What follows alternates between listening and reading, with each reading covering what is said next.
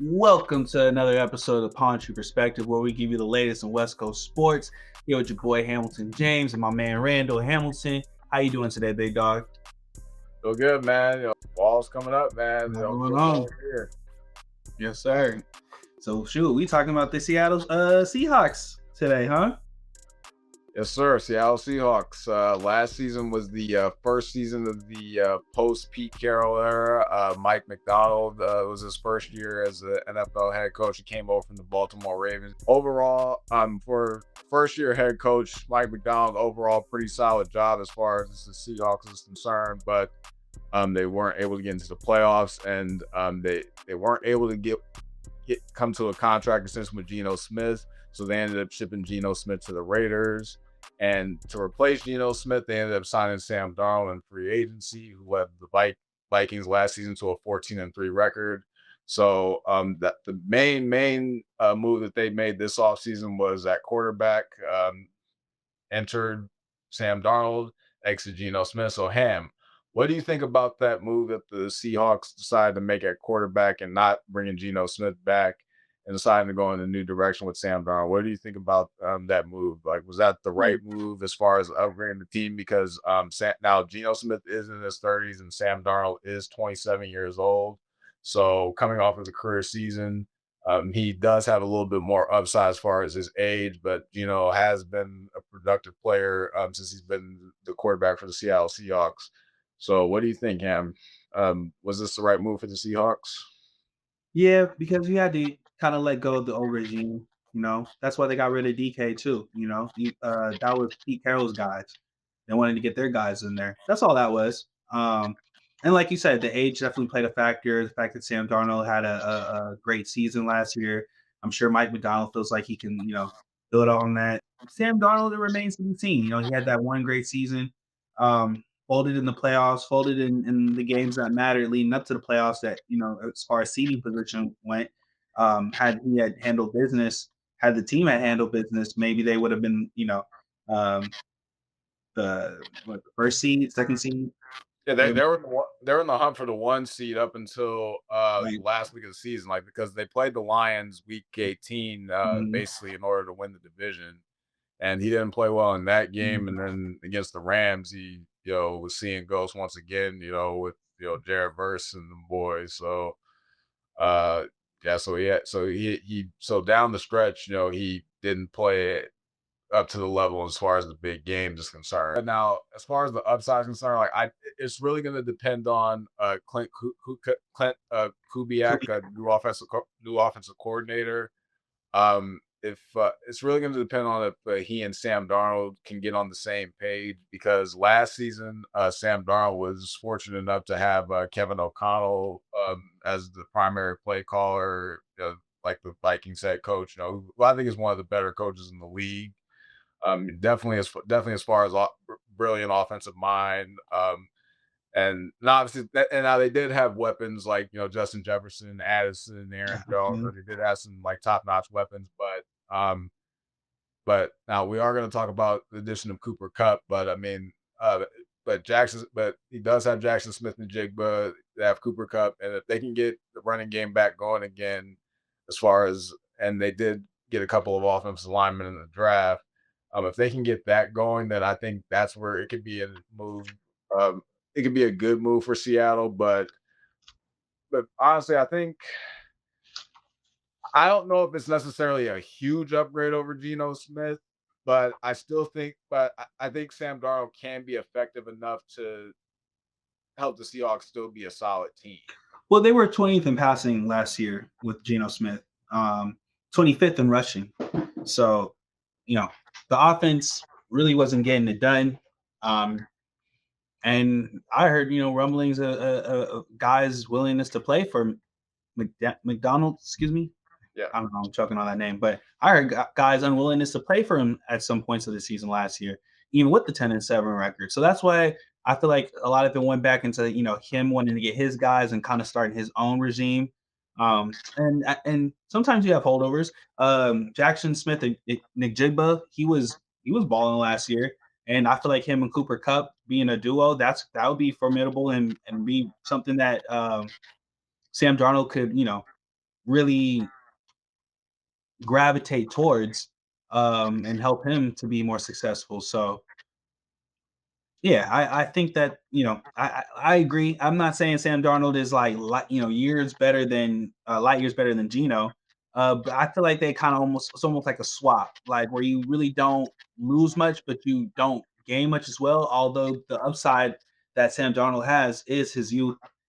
He's a couple years younger, a few years younger. So if he plays well, they'll keep him.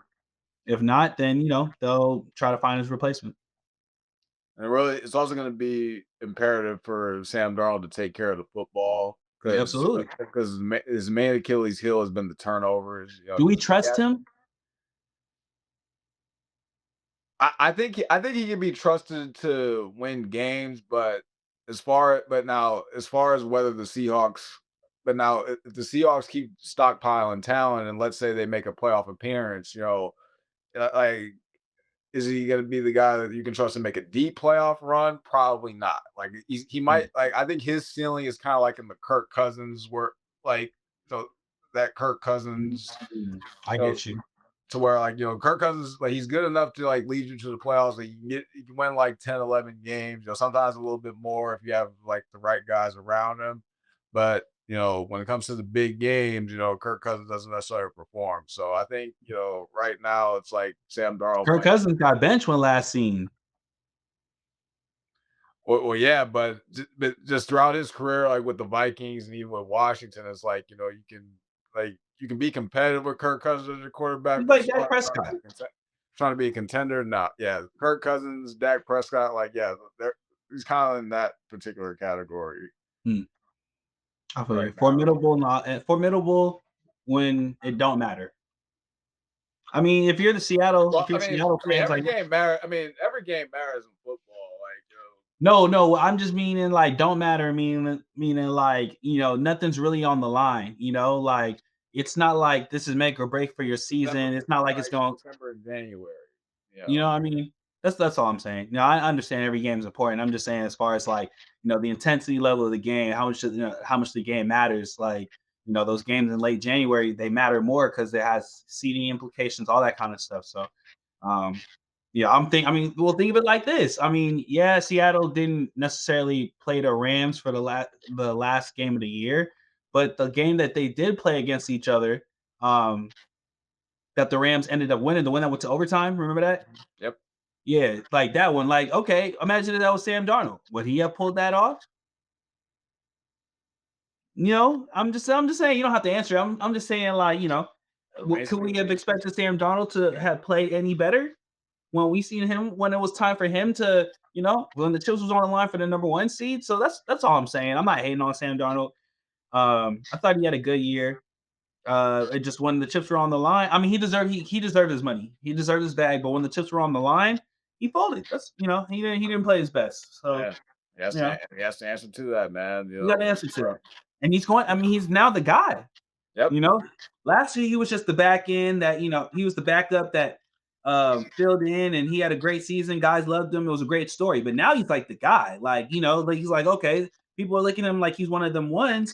You got to continue to he got to continue to bring it. He got his own team now, so I think like they have pieces as far as the receivers go. I hate that they lost Tyler Lockett, but it is Yeah. what it is. If they had Tyler Lockett, my tune would be a little bit different. Just because he's another guy that brings leadership, veteran leadership and stuff. But and he still produced. So that was a big loss. But getting Cooper Cup was huge.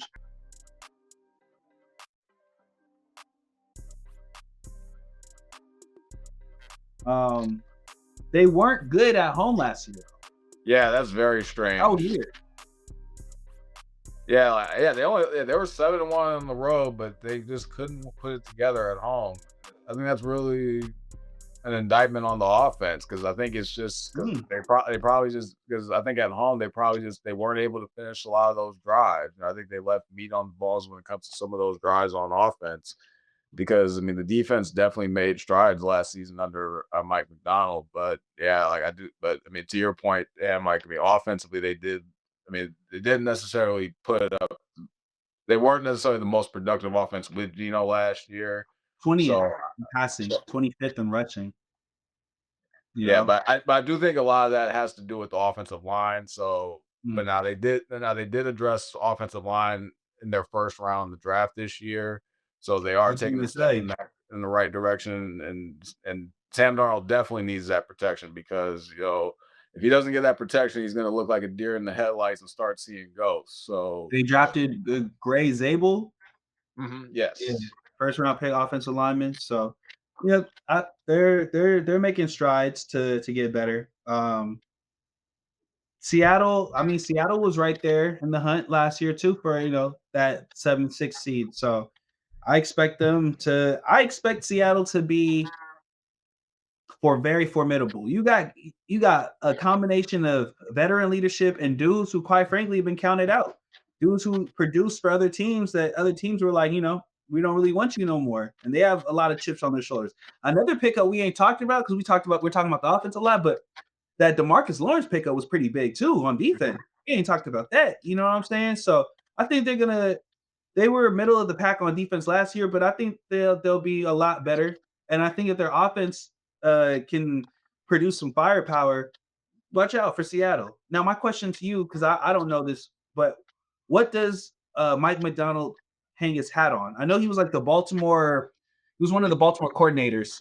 yeah, he's the defensive coordinator. Hmm.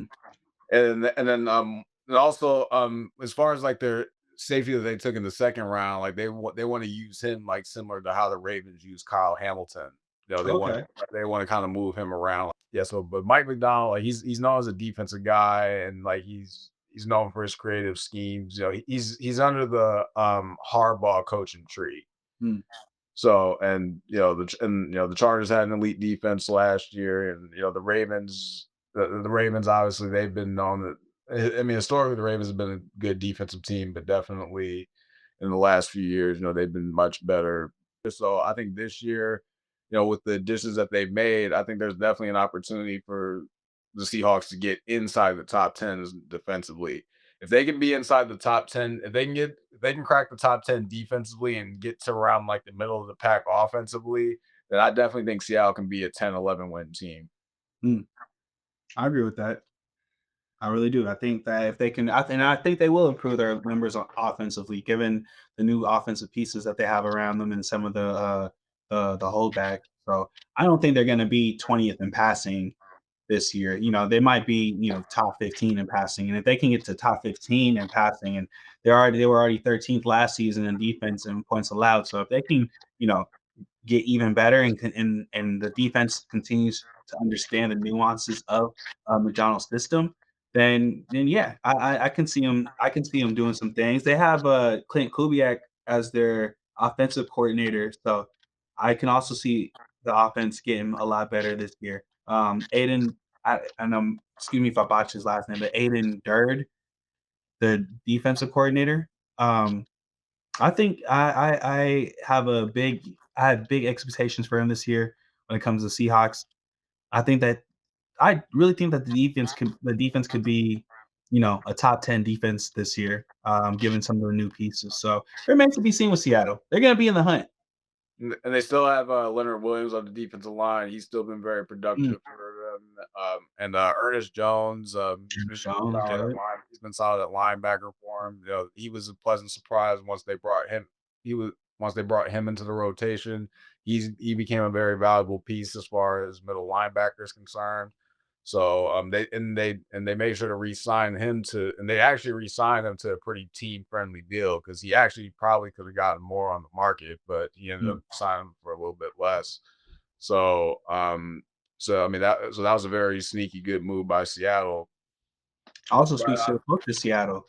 You took less money, wanted to say that. That says something about Seattle. you know, if the Seahawks can get back to that defensive identity and they can also get their running game back going again, Sam Darnold can he can make some big plays to Smith and Jigba on the outside and have Cooper Cup get a lot of those underneath throws because like I think the best thing about Cooper Cup in comparison to DK is that he can you can move him around and you can get him into a lot of those intermediate routes. Whereas DK, like he was a lot more like he was a lot more of a deep ball guy, and also like and sometimes DK like he left a little bit of meat on the bones because despite like his size, like sometimes like he wouldn't make as many contested catches as you would think he would. So, Mm. so I mean, there was times where like, it just seemed like, the chemistry with DK and Gino was like they couldn't get on the same page at certain times and they left DK had a down year last yeah, year. yeah, they left points on the board, man. So I think, if you and given how highly DK was paid, you know, how much DK was making, if you underperform and you're making high salary, it's like, after a while, like man is gonna end up getting rid of you. Mhm. There's times when and DK can be a little bit moody at times. So, it's so after a while, it's like I think, they wanted to go in a different direction in that sense. And then with the quarterback like Sam Darnold, like I think having a guy like Cooper Cup, who's, Mhm. he was there like with Jared Goff, for instance, even when he was coming, even before Stafford came along, he was still good with Jared Goff as well. Like he was able to make it work with them. So, I think Cooper Cup has a lot to bring to the table as far as the leadership is concerned for Sam Darnold, because I think he could be one of those guys that could, kind of like be like right in his ear and also like kind of just let him know how to Mhm. manage like a lot of these situations because like playing quarterback, And a Cooper lot of Kupp is still damn good, you know? He's not the Triple Crown winner he was a few years ago no more, but he can still ball. Mhm. Yeah, yeah, you can still like there's still times that you can produce. Fabulous. So yeah, I know it definitely it definitely hurts to see for you like having to see him go inside the division. I could definitely I know, and go inside of yeah, man, he pulled a Saquon on us. But you know what though? Like, if it gives him more fire, even as a Rams fan, like I'm always going to appreciate what Cooper Cup did for us. So, if it gives him more fire to be in the same division, he sees us twice every year, and he wants to give us smoke. Hey, man, I ain't mad at it. You know what I'm saying?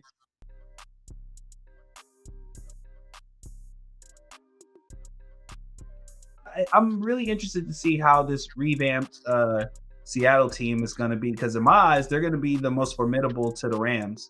I really don't believe in the 49ers anymore. And I don't think that the Cardinals are going to be, they might be in the hunt for a 7 seed or something like that, maybe, but I'm not worried about them. Seattle's probably the only team that I'm like, okay, they might give us, they might push us. yeah, I think as far as the ceiling and the floor for the Seahawks, I think the ceiling, I think they could be an 11-win team. Like I think that Mhm. like I think they have enough like if everything can come together and like the defense can perform, like if the defense can come together and they can get enough protection for Sam Darnold up front and be able to get that running game going again. I definitely think Seattle is capable of being an 11-win team, but if Sam Darnold ends up turning the ball over and they don't get that Mhm. protection, then I can see a scenario where they end up being a 7-10 team. Uh, Yeah, so that's now as far as the X, but I think the main X factor is like they definitely have to get Kenneth Walker back going again and being oh, for like sure. for the physical and getting the physical identity as far as the running game is concerned. I know Sam Darnold, that's a lot of the headlines as far as bringing him in. But like they should not be a 25th ranked rushing team. Like I think Yeah, that's definitely unacceptable as unacceptable. far as that end. And to me, for Mike McDonald, like, if you want to establish a if you want to establish yourself as a physical team, and historically the Seattle Seahawks were a championship team with the Legion of Boom when they had the best defense in the league, and they Mhm. also had a smash mouth running game with beast mode.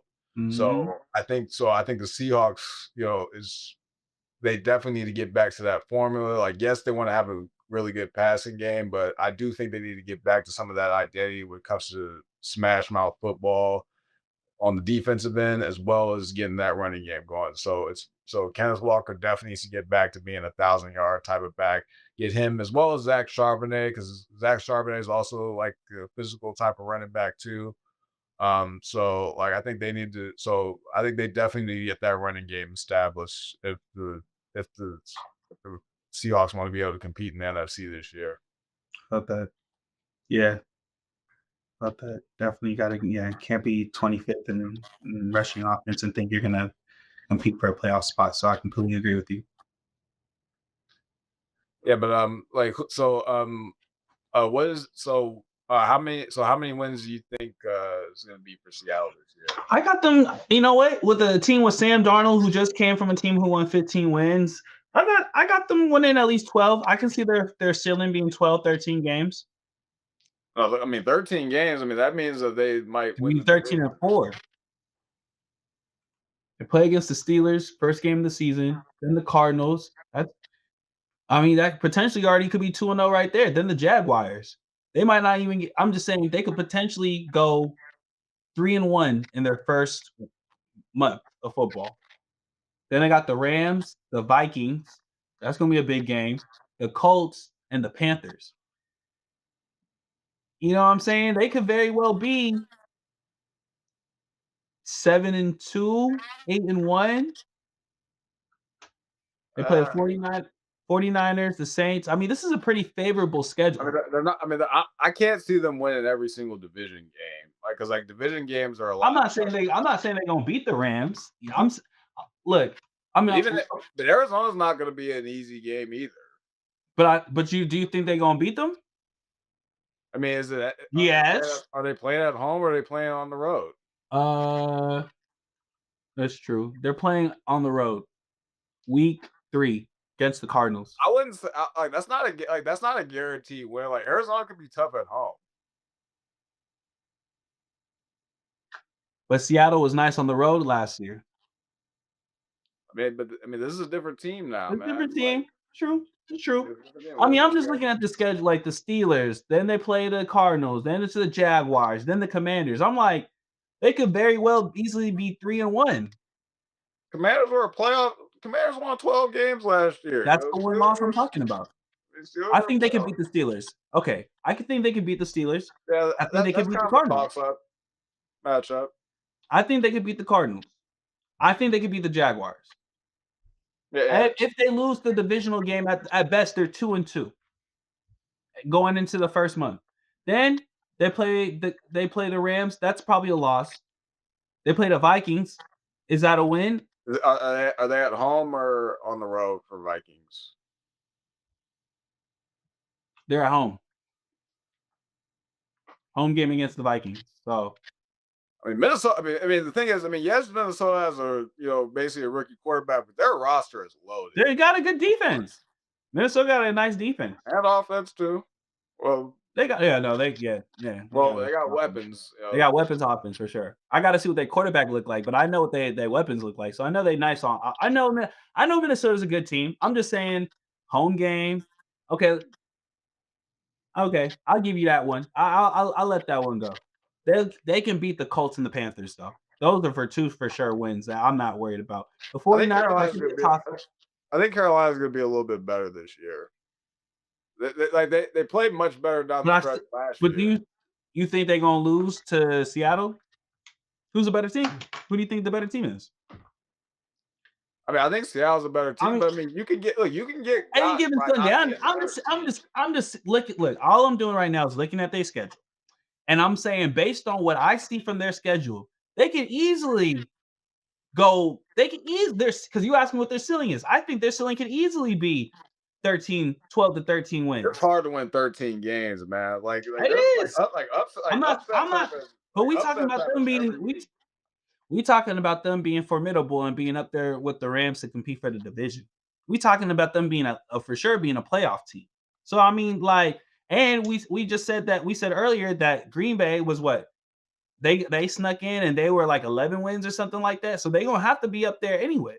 So I'm just saying, like, if everything goes right, and this is a one of those seasons like Sam Darnold had with Minnesota, they could very well. I think that they are the most competent team in the NFC West to go against the Rams. So I think they could win the division. I I think they could win the division, but I don't know. I think 13 wins is a little. I think that's because Too if high you're of a ceiling. 13 I wins, mean, it's a ceiling. you're It's a you're ceiling. borderline compete for a one seed. It's a ceiling. You're basically because if you're like 13 wins, like you're basically a Super Bowl Super Bowl contender. contender. Well, Like hell, if you 12 wins, you're a Super Bowl contender. yeah, I would agree with that, but I just I think I think realistically, I think they'll more likely win 10. I think 10 wins is a little bit more realistic than 13. You asked me about their ceiling. I didn't say they was gonna win 13 games. You said what their ceiling gonna be. I said I think their ceiling could be 12, 13 games, but I think their floor could. We didn't really got to the floor part, but I think their floor could also be 7, 8 wins. So you know, and hey, there might be right there in the middle. Yeah, but 13-7 might right there is at 10. So yes, there you go. yes, There but I you think have it. yeah, but you kind of have them as like a cusp contender. I have them as a veteran team that has guys that aren't completely washed, maybe a little bit past their peak prime, but still can be very good. I got a coach who came from the Harbaugh tree, like you said, and I just want to see what it all looks like. Last year, when he didn't have his guys, and it was his first year, he went 10-7 with that team. So I'm just saying, like, okay, maybe he needs a second year. People have bought in more. They brought in new pieces, a different culture now. I'm just saying, like, this team wasn't washed last year. It was, they were bad. They were bad offensively, which was unacceptable. But now it looks like this offense has been revamped. So I'm just saying, I think that Seattle is formidable. And I'm just giving, I'm not saying they're the best team in the league. I'm not even saying they're a top 5 team, but you asked me what their ceiling is. So I'm thinking their ceiling easily could be 12, 13 games if they get hot, they really gel together and they become like a veteran team. We've seen that before. Now about Clint Kubiak, we brought up earlier. He was on the Saints last year, and now Mm. before Derek Carr got injured, like the first couple weeks of the season, like They were balling. The Saints offense was putting up mad. I think they put up 40 points. I think their first couple of games of the They were season. balling like the first 2, 3 weeks of the season. I Yeah. remember that people were talking about the Saints like crazy. Yeah, but then now obviously injuries happen, and they ended up falling off a cliff offensively, and then Came back from that one. Derek Carr ended up hanging it up after the season. But no, there's flashes with Clint Kubiak as far as his potential as a coordinator. So I mean, if he and Sam Darnold can get on the same page and he can really maximize his potential, then I think you are right in that they can be a very dangerous team capable of winning the division and being like that, being being capable of winning a playoff game or two. Like they could be a tough out. How They could be about a this? tough, not just making the playoffs, but actually being a tough out. Let me change my definition of ceiling then. Okay, forget 13 wins. Their ceiling could easily be that's the team you don't want to go up against in the playoffs. Yes, 100%. Yep, I'm right there with you, 100%. Yeah. Yeah, that's the team you don't want to see. They easily, yeah, for sure. Whether it's 10 wins, 11 wins, 12 wins, that's the team you don't want to see in the playoffs because that's going to be a hard out. I think that for sure, could be their ceiling. Yep, and they're gonna be a tough out every Sunday. Yeah, they're definitely gonna be a tough out, week to week. And I think if Mike McDonald, if he gets those guys to buy into that, physical identity, then yeah, I definitely think the Seahawks they can end up being a team that, gets in the playoffs. And yeah, who knows, man, get the right matchup, they can make Yeah, some noise. yeah, feel you on that one. All right, but that'll be all for this episode. Poetry Perspective. Make sure you guys subscribe to the channel, Stacey on Sports. Follow the Instagram page, Stacey on Sports on Instagram. Um, Follow me on Instagram at Rand_Hamilton. We're gonna be dropping more preview episodes for Poetry Perspective, and we're gonna be dropping episodes throughout the season. We're gonna do updates for all the West Coast teams. Ham, you got anything to plug? Man, I'm just happy we back. We talking football. NFL season about to start again. Man, it's always good to get up with you and talk. And shout out to Stacey on Sports and this whole Stacey on Sports crew. Follow me on Instagram at Hennessy Ham, Hennessy like the drink, Ham short for Hamilton.